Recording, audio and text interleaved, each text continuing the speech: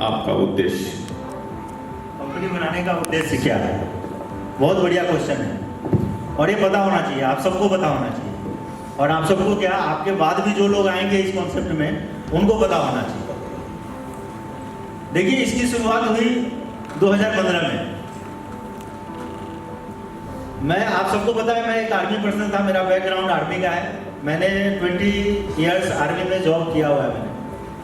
तो जब मैं आर्मी में था तो मैं पार्ट टाइम में नेटवर्किंग करना शुरू किया था और मुझे पहली बार नेटवर्किंग के बारे में 10 अक्टूबर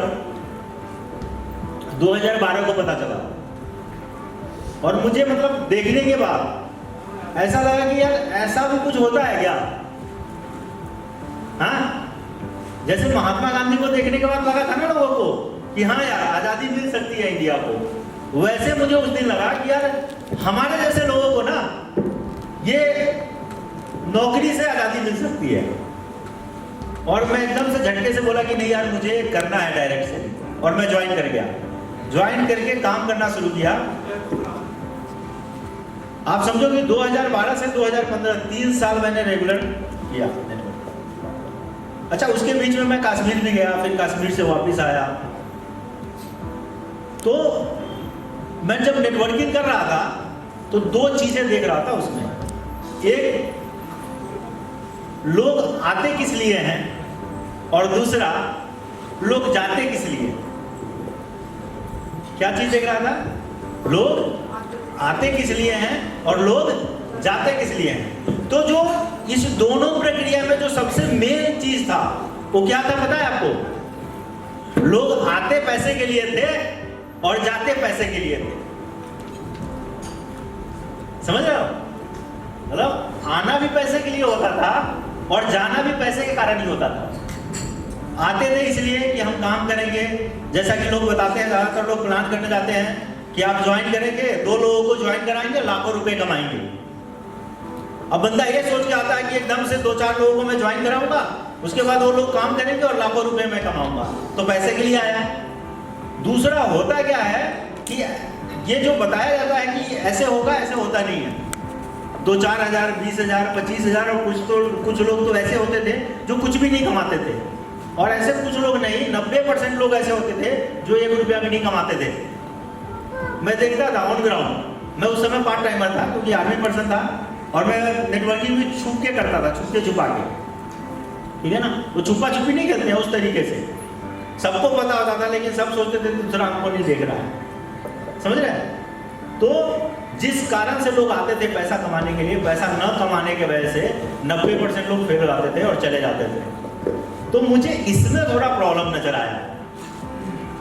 मैंने देखा कि यार कोई भी काम होता है, चाहे वो मोची का काम हो, दर्जी का काम हो, है ना, चाहे वो कोई सरकारी जॉब हो, प्राइवेट जॉब हो, हर काम में बंदे को पैसा मिलता है। हाँ, ये अलग बात है, टैलेंट बहुत ज्यादा है तो उसको ज्यादा पैसा मिलता है। अब नौकरी तो गूगल का जो सीईओ है उसको भी मिलता है, नौकरी तो वो भी करता है, सैलरी उसको भी मिलता है, लेकिन उसके सैलरी में और बाकी लोग भी कई कंपनियों में काम करते हैं, उसके सैलरी में तो जमीन आसमान का फर्क है ना।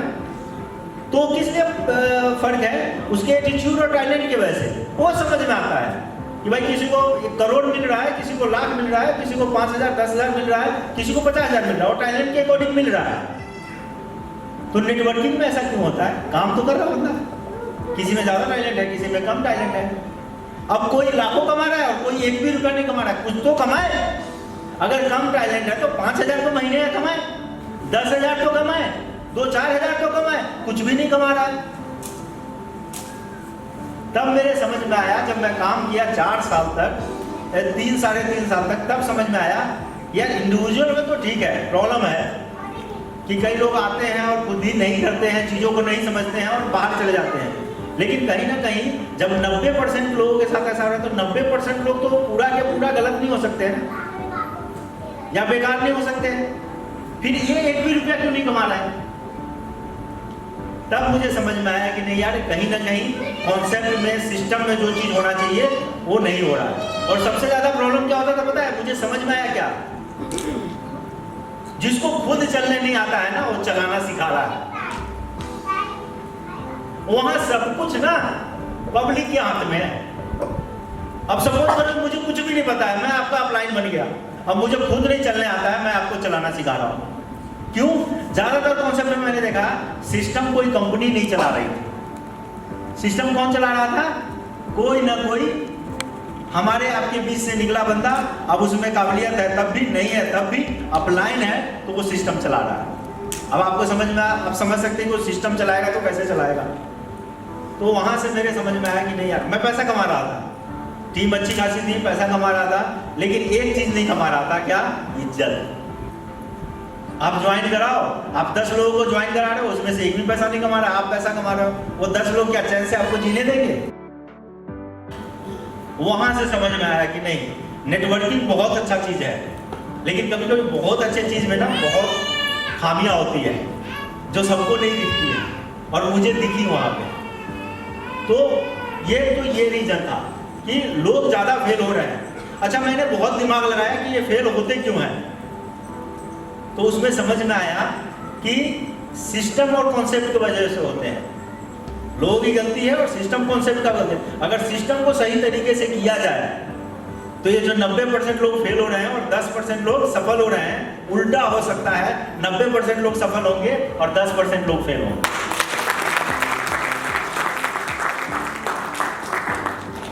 और तब मैंने सोचा भी कि क्या ऐसा कॉन्सेप्ट पहले से है कोई जिसमें ऐसा हो सकता है।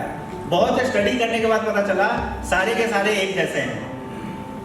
फिर मैंने डिसाइड किया कि नहीं, एक नया सिस्टम बनाएंगे और उसमें लोगों को लेके आएंगे, और जो खास करके उन लोगों को लेके आएंगे जो फेल हो चुके हैं इस इंडस्ट्री में, और हम उसी के ऊपर काम कर रहे हैं। आप सब जानते हैं कि पिछले 3 साल से हमारे साथ मैक्सिमम लोग जो सफल हुए हैं वो कहीं ना कहीं नेटवर्किंग से फेल थे, चाहे वो पार्ट टाइमर हो या फुल टाइमर।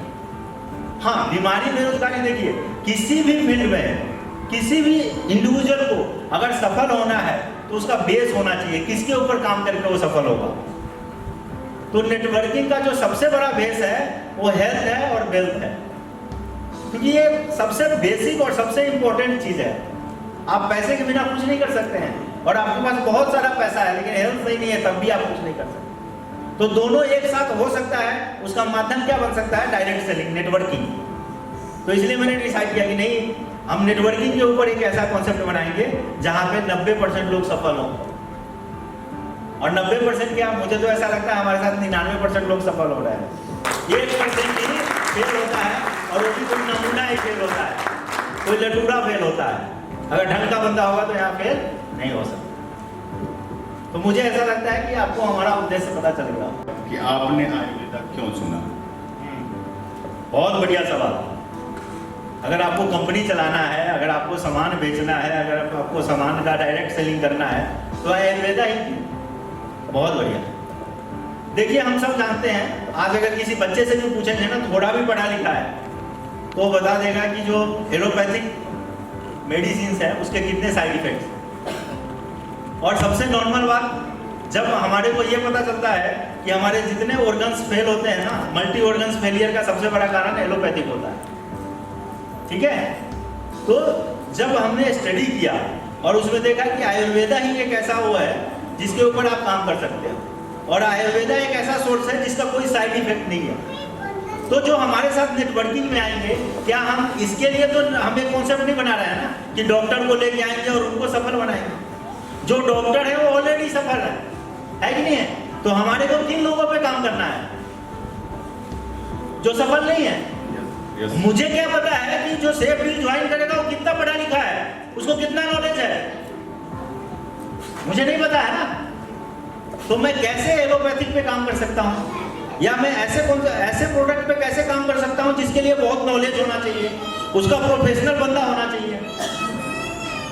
अब चूंकि बीमारी पे काम करना है, तो बीमारी पे काम करने के लिए 3-4 ऑप्शन ही है, या तो आप एलोपैथिक में जाओ, या आप होम्योपैथिक में जाओ, या आप आयुर्वेदा की तरफ आओ।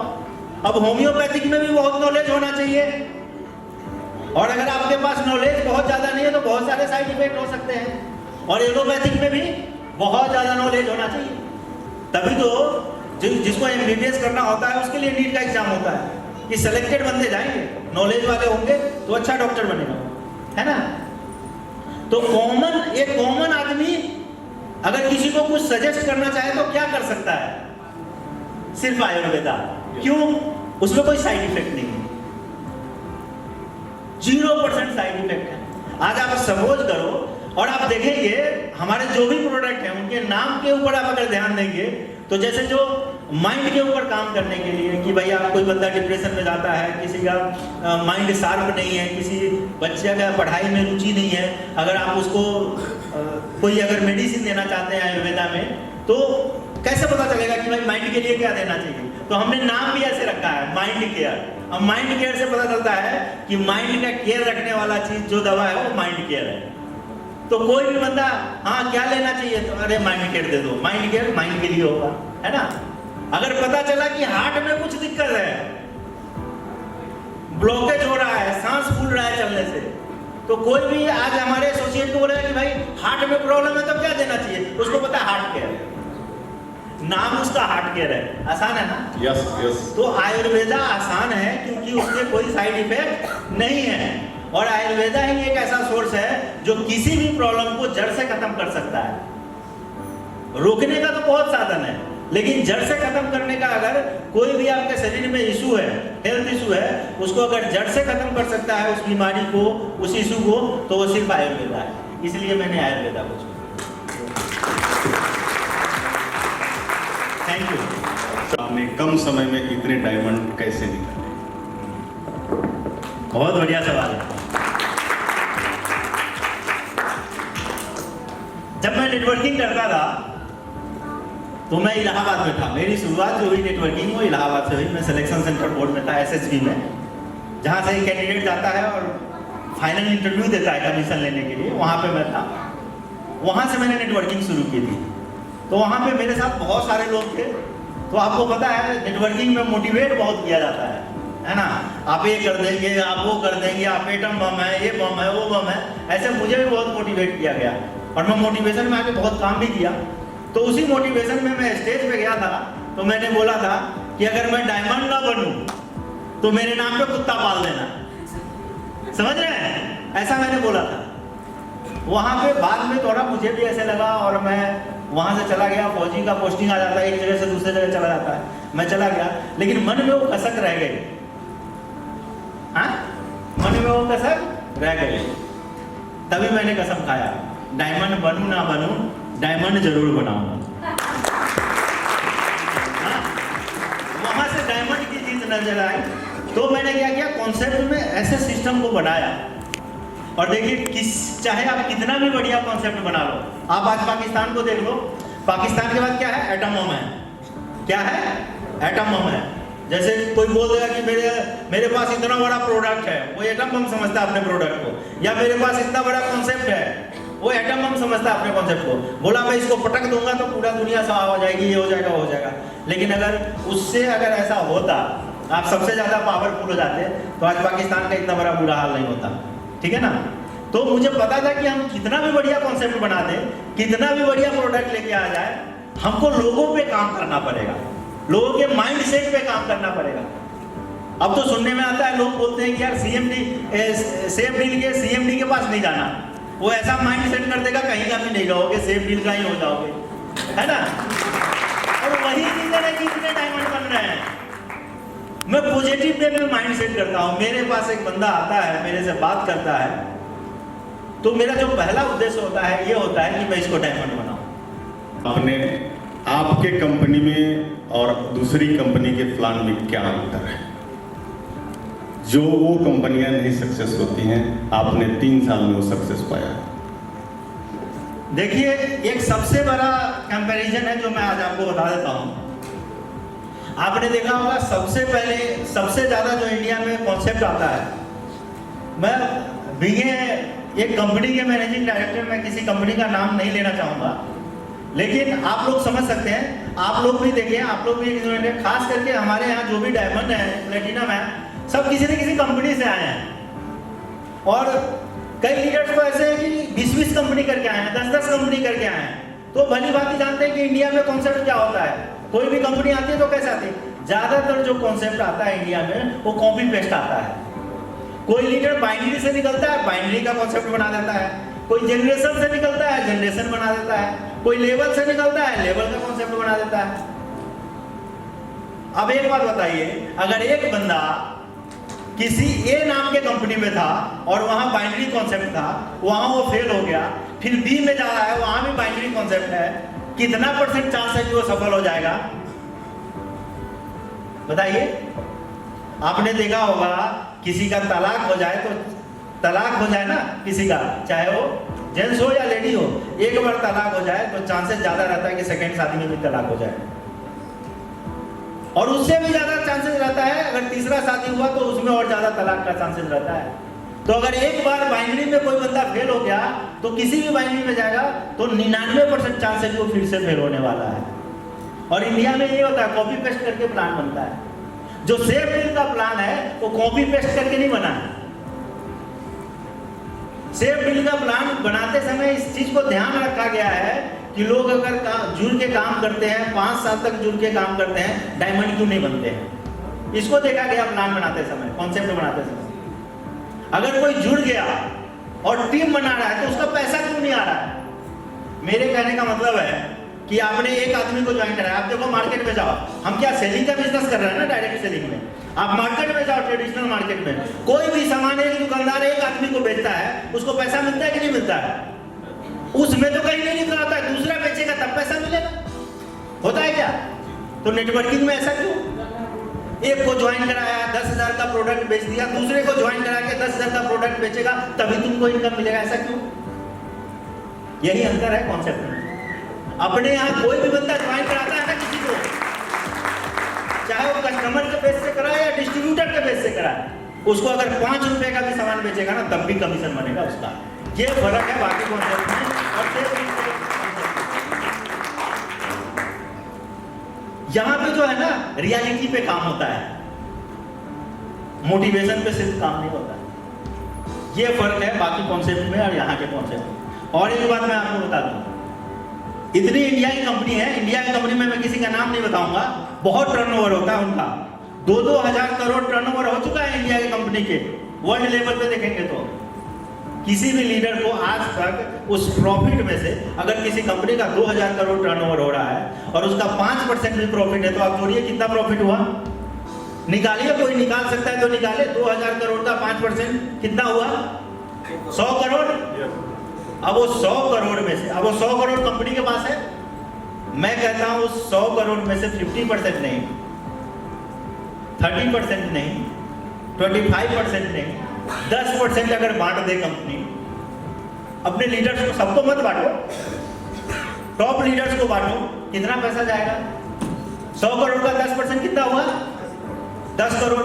10 करोड़ अगर आप 100 लोगों में बांट दो कितना कितना पैसा जाएगा? 10 लाख जाएगा ना। तो इतना पैसा दूसरी कंपनी क्यों नहीं देती है लीडर को? अगर मान लीजिए किसी कंपनी में कोई बंदा डायमंड बन गया है और वो डायमंड बनने के बाद वो 2 लाख का प्लान है, 1 लाख से उसके बहुत सारे सेल निकले हैं 1 महीने में और दूसरे सेल से एक भी सेल नहीं निकला है, कितना पैसा मिलेगा आप बताओ? उस कंपनी में जीरो बनेगा ना। क्या कंपनी ऐसा नहीं कर सकती थी कि हम आपको कंपनी के प्रॉफिट से कुछ % दे देंगे?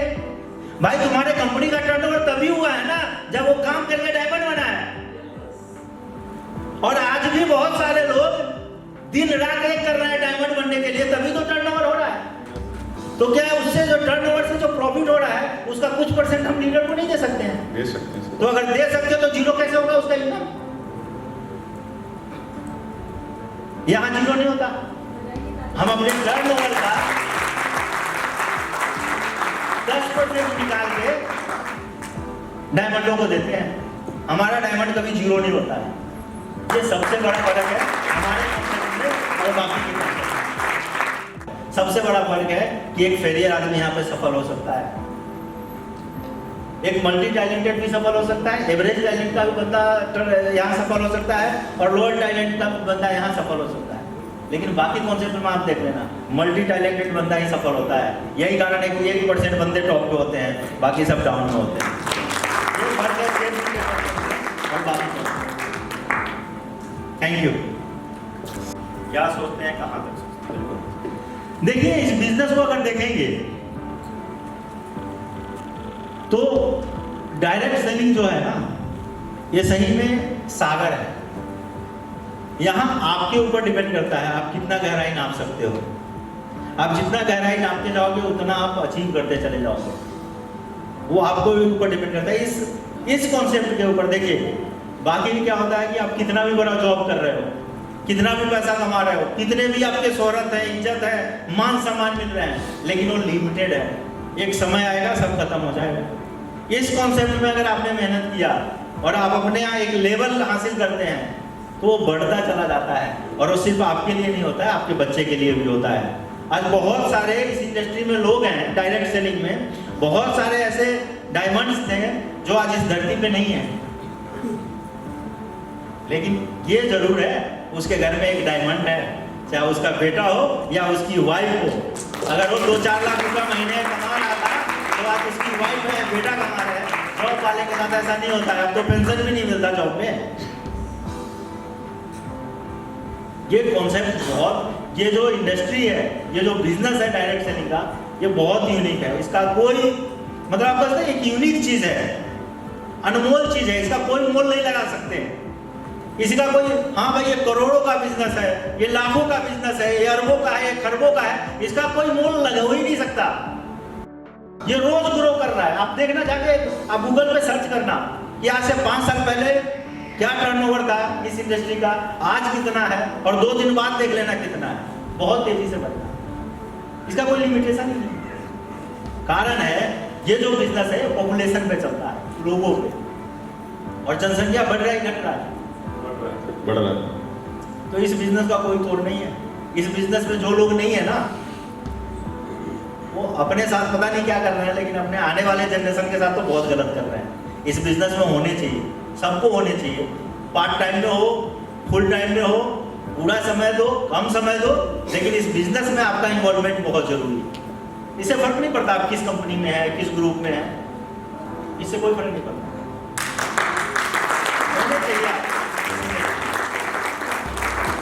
सर, माना कि समय के साथ प्लान चेंज हो जाते हैं और पुराने प्लान पर कुछ लोग लाभ नहीं ले पाते हैं, तो आप उनके लिए क्या करते हैं?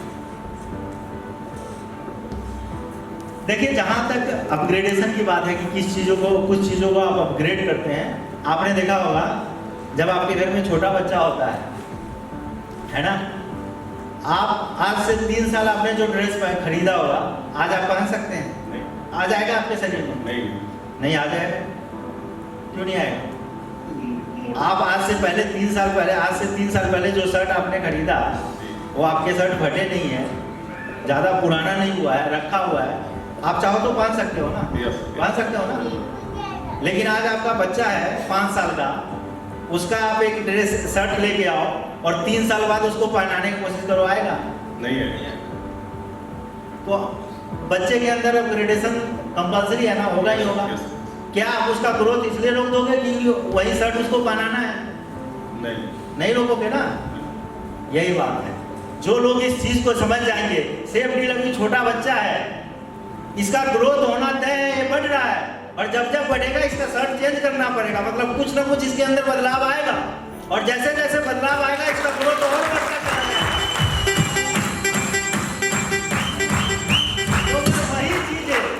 वही चीजें इसके ऊपर चिपकाने के लिए मैं इसका ग्रोथ नहीं रोक सकता कि हाँ 3 साल जो मैंने इसके लिए किया था वही मैं आज भी करूंगा, इसलिए मैं इसका ग्रोथ नहीं रोक सकता।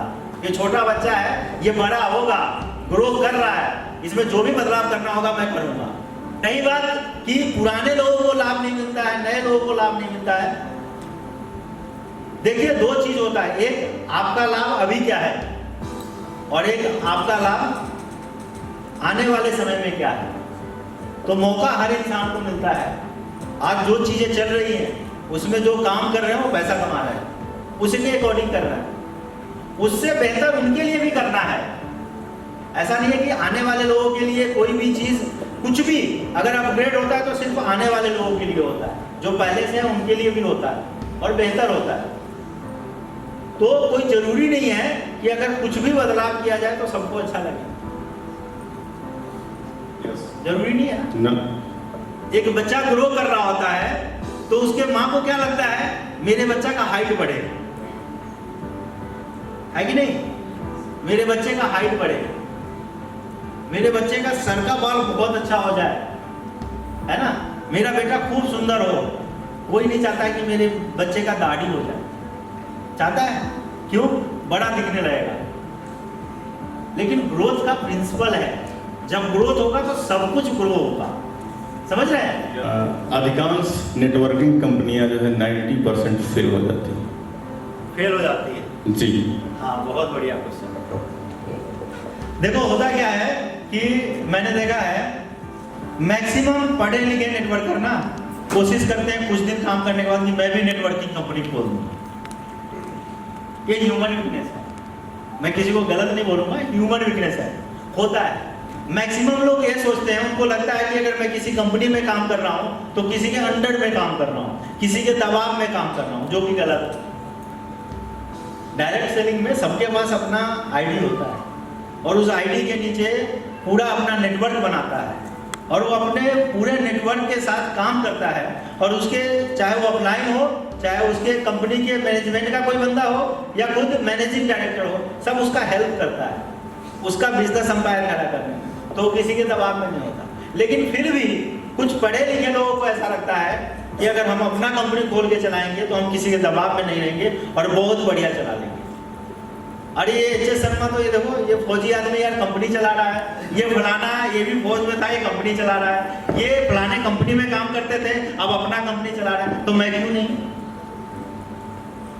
अब चल रहा है और दिख रहा है, ये दोनों का सेंस तो उस बंदे के पास होता है। किस किस का सेंस होता है? जो चल रहा है और जो दिख रहा है उसका सेंस उसके पास होता है, लेकिन उसके लिए बैकग्राउंड में क्या क्या किया जा रहा है उसका सेंस नहीं होता है। तो जो दिख रहा है चल रहा है उसके बेस पे बंदा डिसाइड कर लेता है कि मैं अपना कंपनी में भी खोल लूंगा और खोल लेता है। लेकिन होता क्या है, जो बैकग्राउंड में होते हैं ना प्रोसेस, वो उनको पता नहीं होता है और जब उस प्रोसेस से घूमना पड़ता है तब पता चलता है कि नहीं आ रही है, इतना आसान नहीं है और छोड़ देते हैं। मैं आपको बताऊं, एक समय था, कंपनी मैंने 2016 में रजिस्टर की, मैं तब आर्मी में था। कंपनी रजिस्टर्ड करने के बाद थोड़ा सा एक्टिविटीज करने के बाद मुझे लगा कि नहीं यार कंपनी चलाना इतना आसान नहीं है, तो मैंने डिसाइड किया कि नहीं अब कंपनी नहीं चलाएंगे, छोड़ दिया। समझ रहे हैं? छोड़ दिया। लेकिन मुझे जब लगा कि नहीं अब एज ए नेटवर्कर काम करना मेरे लिए ज्यादा हार्ड है, तो फिर मैंने सोचा कि नहीं अब कंपनी चलाऊंगा और तब कंपनी। लेकिन जब चलाने का ठाना तो सोच के आया अगर मैं इधर हूं तो ऐसा संभव ही नहीं है कि सेफ डील बंद हो जाए। और जब मैंने ये ठान लिया तब तो कोई भी कष्ट आए, कोई भी परेशानी आए, कोई भी भूचाल आए, कोई भी सुनामी आए, सेफ डील तो चलेगा, इसलिए सेफ डील चल रहा है। लेकिन ऐसा सबके साथ नहीं होता है। मतलब कंपनी चलाने का जो प्रोसेस है वो बहुत डिफिकल्ट है और बहुत सारे झमेले हैं। जो झमेले सारे झेल लेता है, जो सारे प्रोसेस को, जो प्रोसेस में जो भी डिफिकल्टीज आती है उसको रिजॉल्व कर लेता है, वो कंपनी चला पाता है। और जो नहीं कर पाता है वो कंपनी नहीं चलाता। तो जो भी आप देखते हैं कि 10 कंपनी आती है, 10 कंपनी में से एक कंपनी चलती है या एक भी नहीं चलती है, 100 आती है तो उसमें से एक चलती है, या लाखों कंपनी आती है तो 1-2 कंपनी चलती है। ऐसा इसीलिए होता है। जिसका कंपनी क्या, कंपनी तो आर्टिफिशियल होती है, उसको एक्टिव तो उसका डायरेक्टर बनाता है। तो डायरेक्टर में दम होना चाहिए, जिसमें दम होता हो चला लेता है, जिसमें दम नहीं होता हो नहीं चला पाता है। लेकिन खोल सब सकता है, कुछ पैसा होना चाहिए, कुछ डॉक्यूमेंट होने चाहिए, और आजकल तो सबके पास आधार कार्ड है। अधिकांश लोग दूसरे नेटवर्क कंपनी से आए हैं और आप कहाँ? सेफ डील में। सेफ डील में, और बहुत जल्दी जो है फास्ट ग्रो कर रहे हैं। तो क्या ये प्लान का है या उनके काम करने के तरीके का? देखिए, कहावत है कि अकेले चना बाहर नहीं फोड़ सकता। कहावत तो आप जानते होंगे। जी जी। तो ये कहना कि सिर्फ सेल्फ डील के कॉन्सेप्ट के यूनिकनेस की वजह से, सेफ डील के बेहतर प्रोडक्ट होने की वजह से, सेफ डील का बेहतर प्रोडक्ट होने के साथ साथ सस्ता प्रोडक्ट होने की वजह से, रिजल्ट प्रोडक्ट होने की वजह से, बेहतर इनकम जनरेटिंग कॉन्सेप्ट होने की वजह से अगर लोग सफल हो रहे हैं, डायमंड बन रहे हैं, तो ये कहीं ना कहीं गलत हो। ऐसा नहीं है। देखिए, मैंने एक चीज नोटिस किया था फेलियर लोगों में, हर फेलियर बंदा वो फेलियर इसलिए है क्योंकि कोशिश किया है सफल होने का। सही बोल रहा हूँ गलत बोल रहा हूँ? तो जो बंदा कोशिश कर सकता है, अब सपोज करो कि यहाँ पे बीम खींचने वाला रॉड है, उस पर कोई बंदा बीम खींचने की कोशिश कर रहा है लेकिन वो पूरा ऊपर अपने आप को ले नहीं जा पा रहा है। आप थोड़ा सा नीचे से पुश करो, देखो वो ऊपर चला जाएगा। लेकिन जो उस पर लटकने के लिए नहीं तैयार है, अपने हाथ को पुश करने के लिए तैयार है, उसको आपके पुश करने से क्या होगा? तो कहावत है ना कि डूबते को तिनका का सहारा चाहिए। क्या है? डूबते को तिनका का सहारा चाहिए, नाव का सहारा नहीं चाहिए, हाथी का सहारा नहीं चाहिए, तिनका का सहारा। तो जो फेलियर लोग हैं, जो कर्मठ लोग हैं, जो सेफ डील में आ रहे हैं बाकी कॉन्सेप्ट से, उनके लिए सेफ डील तिनका का सहारा है, वो सफल हो जा रहे हैं। तो तिनका नहीं मिल रहा था उनको। सर, आपका इसके पहले हमारी कंपनी का जो बीवी का एक बिजनेस था, आपने उसको FMID में लाया, इसके पीछे का रीजन? मतलब आप ये कहने का मतलब है कि जो बिजनेस वॉल्यूम पे चल रहा था जी, उसको आपने टोटल SP पे कन्वर्ट कर दिया, है ना? जी जी।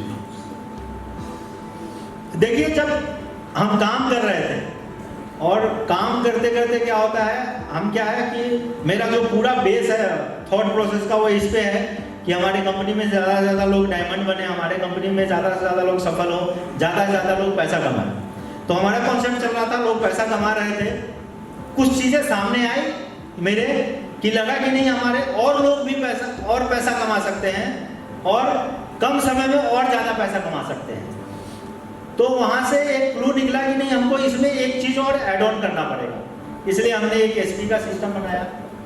तो वहाँ पे होता क्या था कि जब आप शुरू में कोई परचेजिंग करके आते हैं तो आपकी ID FMID बन जाती है और आप कोई भी प्रोडक्ट लेके एक्टिव कर लेते हैं। मतलब आपने ID लगाया, ID फ्री ऑफ कॉस्ट लगता है, और ID लगाने के बाद आप कम से कम 10 SP का भी प्रोडक्ट लेते हो जो 1000 रुपये से हो जाता है। अगर आपने 1000 का प्रोडक्ट ले लिया तो 10 SP जनरेट हो जाता है। कभी कभी 12,000 का सामान लेना पड़ता है, 1200 का सामान लेना पड़ता है 10 SP के लिए।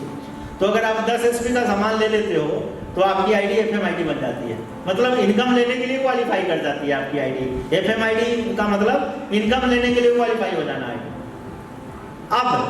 अब जो 2 प्रकार का इनकम जनरेट होता था वो SP से होता था, मतलब परचेज से, और उसके बाद का जो इनकम जनरेट होता था वो बिजनेस वॉल्यूम से होता था, रीपरचेज से।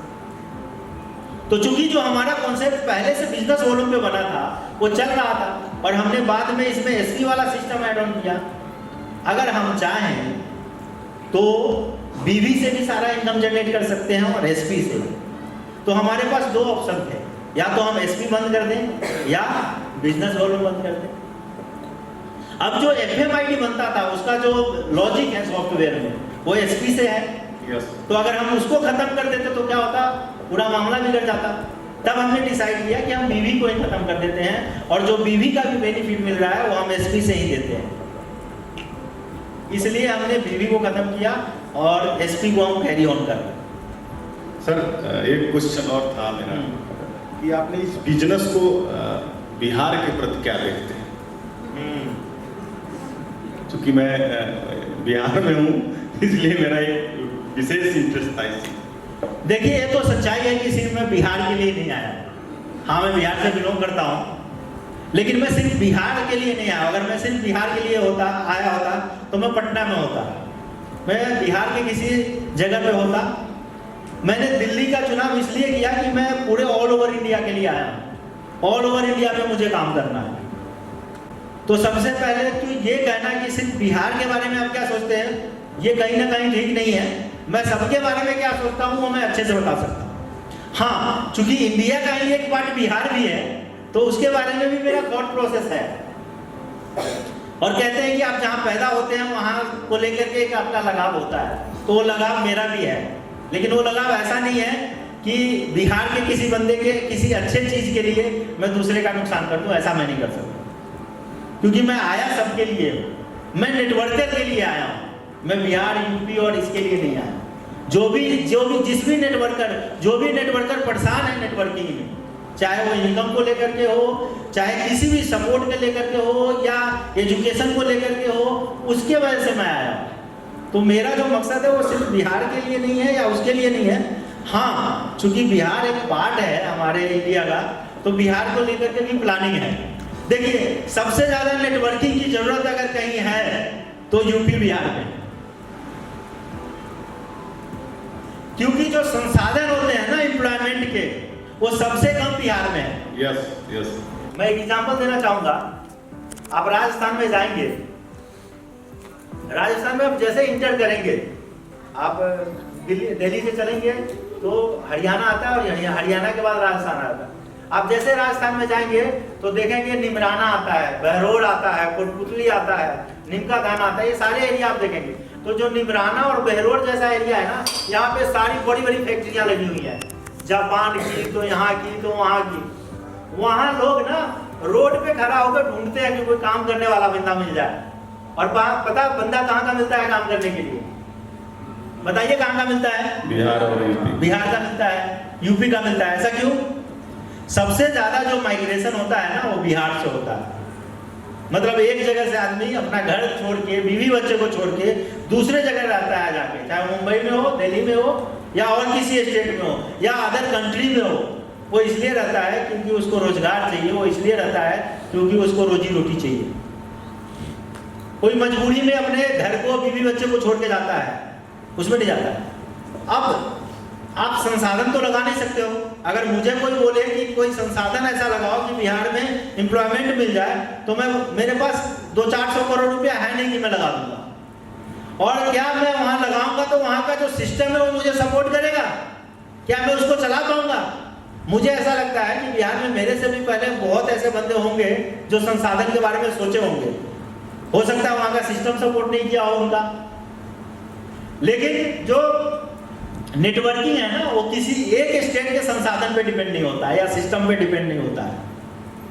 अगर आज सेफ डील में यूपी बिहार के लोग ज्वाइन करते हैं और अपने एरिया में काम करते हैं, और एक कारण और है, जनसंख्या बहुत अच्छा है। अगर आप सारे स्टेटों को देखेंगे, कंपेयर करेंगे, तो सबसे ज्यादा जो जनसंख्या यूपी बिहार का है ना। तो जब ये बिजनेस ही पॉपुलेशन के ऊपर है और जनसंख्या यूपी बिहार में ज्यादा है, तो ये बिजनेस सबसे ज्यादा कहाँ होना चाहिए? यूपी बिहार होना चाहिए ना। Yes yes sir. तो मेरा तो मानना है कि यूपी बिहार के हर बंदे को सेफ डील ज्वाइन करना चाहिए, काम करना चाहिए। आप मुंबई में हो, वापिस आ जाओ अपने घर पे, सेफ डील ज्वाइन करो, वहां के लोगों को अपने साथ ज्वाइन करो, जम के बिजनेस करो, हम सपोर्ट भी आपका करेंगे और घर बैठ के पैसा कमाओ। ये मेरा विचार है यूपी बिहार को लेकर के, नेटवर्किंग के लिए, सेफ डील के लिए। जहां जरूरत पड़े हम सपोर्ट करने के लिए तैयार हैं। बेहतर से बेहतर प्रोडक्ट चाहिए, हम आपको देंगे। बेहतर से बेहतर आपको सपोर्ट चाहिए, हम आपको देंगे। बेहतर से बेहतर अपलाइन चाहिए, हम आपको दे रहे हैं और आगे भी देंगे। तो नेटवर्किंग का जो पूरा फैलाव है ना, वो यूपी बिहार में बहुत ज्यादा होना चाहिए, और उसके बारे में मैं हमेशा सोचता हूँ और उसके ऊपर हम काम भी कर रहे हैं। उसका बहुत बड़े एग्जाम्पल आप हैं, प्रदीप जी हैं, रूपम में हम वहां पे काम कर रहे हैं, और सबसे बड़ा एग्जाम्पल मैं हूं, मैं भी वहीं से बिलोंग करता हूं। वो बहुत बड़ा सोच है, आगे होगा। बिहार से भी डायमंड्स निकलेंगे, और पहले भी हैं। अगर देखें तो रविंदर जी हैं, रूपम जी हैं, विजय जी हैं, ये लोग बिहार से बिलोंग करते हैं। हाँ, आज दिल्ली में रहते हैं। इनका भी कहीं ना कहीं होगा कि हाँ, बिहार के लोग भी आ गए, यूपी के लोग भी आ गए, हम काम कर रहे हैं उसके ऊपर। सर, आने वाले समय में इस नेटवर्क मार्केटिंग से आप युवा वर्ग को क्या संदेश देना चाहते हैं? युवा वर्ग, देखो, मैं इंडिया के युवा को एक ही बात बताना चाहूंगा। आप बाहर जाओ, अमेरिका में चले जाओ, ऑस्ट्रेलिया में चले जाओ, कहीं भी चले जाओ, वहाँ हर स्टूडेंट पार्ट टाइम में काम करता है। और अमेरिका में सबसे ज़्यादा पार्ट टाइम में अगर स्टूडेंट कोई काम करता है तो नेटवर्किंग करता है। अगर अमेरिका में जो यूथ है जिसका उम्र 18 साल हो गया और वो पढ़ाई कर रहा है, चाहे वो इंजीनियरिंग कर रहा हो या MBBS कर रहा हो, मेडिकल से पढ़ाई कर रहा हो, वहाँ स्टूडेंट पार्ट टाइम में काम करके, वहाँ गार्जियन पैसा नहीं देता स्टूडेंट को। एक बार बच्चा प्रोफेशनल पढ़ाई पढ़ने चला गया, मतलब इंटरमीडिएट करके चला गया, ग्रेजुएट करके चला गया, और कोई पढ़ाई पढ़ रहा है, वो गार्जियन से पैसा नहीं लेता है, वो खुद काम करता है पार्ट टाइम में और पढ़ाई करता है, सारा खर्चा खुद उठाता है। इंडिया में भी ऐसा हो सकता है। हर एक स्टूडेंट को नेटवर्किंग ज्वाइन करना चाहिए अगर 18 साल उम्र हो गया है तो, और पार्ट टाइम में पैसा कमाना चाहिए और गार्जियन से 1 रुपया नहीं लेना चाहिए। आपको पता है हमारे गुरु जी हैं अनिरुद्धाचार्य, हम लोग सुनते हैं, फॉलो करते हैं, वो क्या बोलते हैं कि सफल व्यक्ति वही है जिसको अपने बाप से पैसा ना मांगना पड़े। तो सही बोलते हैं गलत बोलते हैं? सही बोलते। अगर आप 18 साल या उससे ज्यादा के हैं और किसी भी कारण किसी भी काम के लिए आपको अपने या अपने खर्चे के लिए आपको अपने माँ बाप से पैसा मांगना पड़ रहा है तो आप सफल नहीं हैं। और अगर आप स्टूडेंट ही हैं और नेटवर्क मार्केटिंग कर रहे हैं और अपने पापा से 1 रुपया आपको नहीं मांगना पड़ रहा है किताब खरीदने के लिए, हॉस्टल का फी भरने के लिए, है ना, कॉलेज का फी भरने के लिए, खाने का मेस का बिल भरने के लिए नहीं मांगना पड़ रहा है, आप सफल हैं। आपको नौकरी मिलेगा तब सफल नहीं होंगे, आप डायमंड बनेंगे तब सफल नहीं होंगे। आपको खर्चा नहीं लेना पड़ रहा है माँ बाप से, आप कमा के अपना खर्चा यहाँ से निकाल रहे हो तो आप सफल हो। तो हर एक युवा को नेटवर्किंग ज्वाइन करना चाहिए। अच्छा, उससे बेनिफिट क्या होगा? सबसे बड़ा बेनिफिट मैं बताता हूं। सपोज करिए कोई बंदा यूपीएससी का तैयारी कर रहा है, कोई सीए का तैयारी कर रहा है। आप जानते हैं कितना टफ एग्जाम है, कितने % बच्चे क्रैक कर पाते हैं यूपीएससी?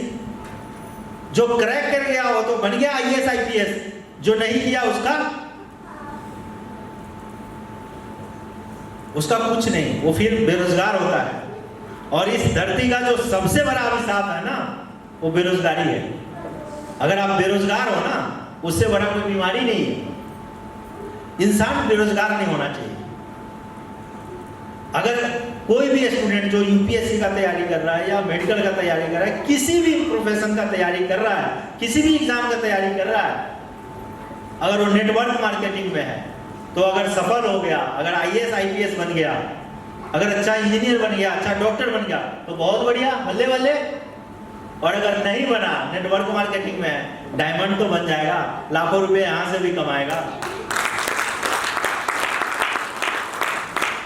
और इंग्लिश में कहावत है, something is better than nothing. तो बहुत कुछ तो नहीं मिला, कुछ तो है उसके पास। और कुछ क्या है? नेटवर्क मार्केटिंग, डायरेक्ट सेलिंग, जो पार्ट टाइम में किया जा सकता है कि नहीं? Yes, yes. हाँ, तो हर एक युवा को नेटवर्किंग करना चाहिए। बस एक शर्त है, उसकी उम्र 18 साल हो, है ना? क्योंकि 18 साल का हो गया तो बालिग है। और एक बात, ये जो something is better than nothing है ना, वो एवरीथिंग पे भारी पड़ने वाला है। एक आईएएस ऑफिसर होगा, उसका सैलरी कितना होगा? वो यूपीएससी क्रैक कर देता है, आईएएस बन जाता है, 10 साल बाद उसका सैलरी कितना होगा? हो सकता है 5 लाख हो। 10 साल बाद एक नेटवर्कर का डायमंड बन गया तो कितना इनकम होगा? 10 लाख 20 लाख आराम से। यस। 10-20 लाख रुपया तो आराम से उसको मिल रहा होगा महीने का। तो उस पर भारी पड़ गया कि नहीं पड़ गया? तो नेटवर्क मार्केटिंग जो है युवा के लिए, तो आप समझो कि एक वरदान है। उसके लिए एक सिक्योरिटी है कि भाई अगर तू जो कर रहा है वो नहीं हो पाया तो तेरे पास नेटवर्क मार्केटिंग तो है ना, है कि नहीं? यस, यस, हाँ। यस। सर, एक पर्सनली मेरा क्वेश्चन था आपसे कि सर, मार्केट में बहुत सारे निगेटिव लोग हैं और हो सकता है कि दिन में आपसे बहुत सारे निगेटिव लोग मिलते हैं, दूसरे कंपनियों से आए हुए या किसी माध्यम से, उनको आप पॉजिटिव कर देते हैं। ये ऊर्जा आप कहाँ से लाते हैं?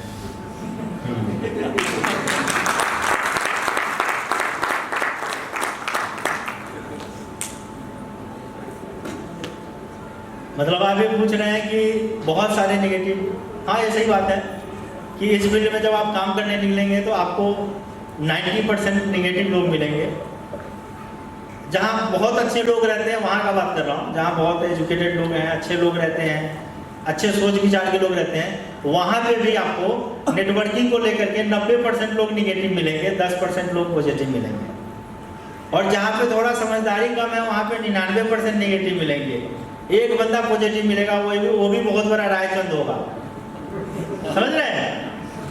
और ऐसे समाज में जब आप काम कर रहे हैं तो नेगेटिव लोग तो आते हैं, लेकिन देखो मैंने आपको क्या बोला, जब मैं सेफ डील डिसाइड किया कि नहीं मुझे चलाना है और इस कंडीशन पे चलाना है कि अगर मैं धरती पे हूँ तो सेफ डील चलाऊंगा, तो फिर मुझे पता था कि भाई मुझे मेरा जो काम है वो यही है कि निगेटिव को पॉजिटिव करना। जो मेरा मेन काम है वो ये है कि निगेटिव को पॉजिटिव करना। सेफ डील में मुझे करना क्या है? सेफ डील में मुझे सॉफ्टवेयर नहीं बनाना है, सेफ डील में मुझे प्रोडक्ट नहीं बनाना है। हर काम के लिए बंदे हैं, समझ रहे हैं? सेफ डील में मुझे पैकेज पैक करके किसी के घर नहीं भेजना है, उसको कोई भी कर सकता है, थोड़ा सा एक दिन लगता है उसको सीखने में। लेकिन अगर किसी निगेटिव आदमी को पॉजिटिव करना है, उसके लिए आप सैलरी पे आदमी नहीं रख सकते। हाँ, बहुत सारी कंपनी है जो हायर करते हैं ट्रेनर को कि तुम हमारे बंदे को मोटिवेट करो, है ना? समझ रहे हैं? तो मुझे पहले से पता है कि मेरा मेन जो काम है वो यही है कि निगेटिव लोगों को पॉजिटिव करना है। होता क्या है, बहुत सारे लोग निगेटिव मिलते हैं तो कई बार मुझे भी निगेटिव कर देते हैं। लेकिन मुझे एक चीज समझ में आता है कि जब आप जा रहे होते हैं और कीचड़ आप पे पड़ता है तो आपके शरीर में भी कीचड़ दिखता है। अब उसका ये उपाय नहीं है कि आप कीचड़ से जाके झगड़ा करोगे, उपाय ये है कि आप जाके अपने शरीर को धो लोगे, नहा लोगे। तो मैं वही काम करता हूँ, मैं कोशिश करता हूँ अगले को पॉजिटिव करने का। पॉजिटिव नहीं होते हैं तो उनको अपने हाल पे छोड़ देता हूँ और आके नहा लेता हूँ। क्यों? नहा के फिर से दूसरे किसी को पॉजिटिव करने जाना है। अगर नहीं नहाऊंगा तो कैसे करेंगे? तो जब आपको पता हो कि एक अब देखो मैं फौज में था, फौज में बोला कि तुमको कश्मीर में जाना है, मैं चला गया।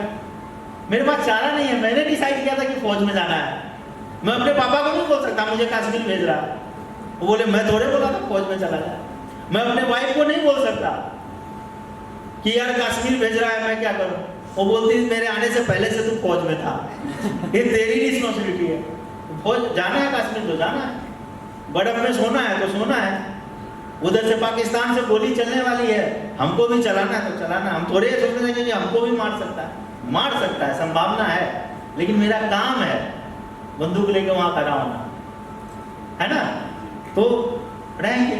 वैसे जब मैंने डिसाइड किया कि नहीं सेफ डील चलाना है तो मुझे क्या नेटवर्क बनाना है ना। तो नेटवर्क में क्या होगा, नए लोग निगेटिव मिलेंगे और नेटवर्कर भी नहीं। सेफ डील में तो मैक्सिमम दूसरे कंपनी से निगेटिव लोग आते हैं। सेफ डील वाले लीडर प्लान दिखाने जाते तो बोला तू रहने दे, मैंने फलाना किया है, फलाना किया है, फलाना किया है और फलाना किया है और तब भी मैं कुछ नहीं कर पाया, तू क्या कर लेगा? अब हमारा लीडर क्या बोलता है, मैंने भी फलाना किया, ढिकाना किया, फलाना किया, ढिकाना किया, मैं तो सफल हूँ। एग्जाम्पल के लिए परमानंद जी, भाई तेरे जैसे मैंने भी बहुत फलाना ढिकाना किया, सेफ डील से 1.5 करोड़ रुपया कमा चुका हूँ। अगर तुमको कमाना है तो बोल, फलाना ढिकाना वाला तू भी है, मैं भी हूँ। क्या बोलेगा बंदा? तो जो प्रैक्टिकल चीज है, हमने काम ही किया है फेलियर लोगों पे, हमने काम ही किया है निगेटिव लोगों पे। और एक चीज और बता दूं, इंडिया में सबसे ज्यादा लोग निगेटिव क्यों है पता है आपको? उसका सबसे बड़ा कारण है, जो कंपनी पैसा देती थी वो टिकी नहीं, और जो कंपनी टिकी हो पैसा नहीं देती थी, तो लोग निगेटिव नहीं होंगे तो पॉजिटिव होंगे क्या? और हम वही काम कर रहे हैं, हम पैसा नहीं दे रहे हैं और टिके भी हैं, तो हमारे से लोग निगेटिव से पॉजिटिव हो जाते हैं, क्योंकि मेरे पास उनके लिए है कुछ। अब बच्चा रो रहा है, किसके लिए रो रहा है? एक बच्चा चॉकलेट के लिए रो रहा है और मेरे पास चॉकलेट है, तो पॉजिटिव होगा कि निगेटिव होगा? पॉजिटिव होगा ना मेरे प्रति, तुरंत मेरे गोद में आ जाएगा। तो मुझे पता है जो ये नेटवर्क रूपी बच्चे हैं उनको कौन सा टॉपिक चाहिए वो मेरे पास है, वो मैं बोलता हूँ कि मैं आपको दे सकता हूँ, अगर आप मेरे साथ पॉजिटिव हो क्या तो आते हैं। अब तो मेरा काम आसान है, क्योंकि बहुत सारे अचीवर हैं हमारे यहाँ। 2 एम्बेसडर हैं, 15 डायमंड है, सबको दिखता है सेफ डील क्या है, समझ रहे हैं? हाँ, तो मेरे लिए अब आसान है, पहले थोड़ा हार्ड होता था निगेटिव लोगों को डील करना। अब तो मुझे पता है निगेटिव लोगों को डील करके तो हम सफल हो सकते हैं या अपने लीडर को सफल करा सकते हैं, है कि नहीं? Yes, sir, yes. हाँ, आप एक बात बताओ, पत्थर तोड़ना हार्ड काम है कि आसान काम है? हार्ड काम। फिर भी क्यों किया जाता है? बहुत सारे जरूरतें हैं, जैसे कि जैसे घर बनाना, गिट्टी का निर्माण करना। घर बनाना है तो पत्थर तोड़ना पड़ेगा, पड़ेगा कि नहीं पड़ेगा? Yes. और मुझे तो इंडिया के लाखों लोगों का घर बनाना है, तो मैं निगेटिव रूप में पत्थर को नहीं तोड़ सकता हूँ। इसलिए आराम से बिल्ड हो जाता है, नो इशू।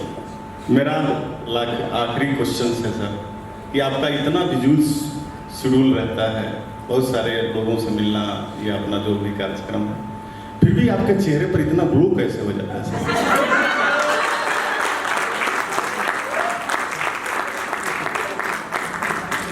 देखिए, कुछ देर पहले मैं बता रहा था कि या तो आपके पास गोल होगा, नहीं तो झोल होगा। मेरे पास गोल है, कोई झोल नहीं है, इसलिए चमक बनी रहती है। जिसको भी अपना ग्लो बनाए रखना है, झोल खत्म करो, गोल बना लो कि भाई मुझे डायमंड बनना है, मुझे एम्बेसडर बनना है, मुझे करोड़पति बनना है। सारा झोल खत्म, ग्लो अपने आप आ जाएगा।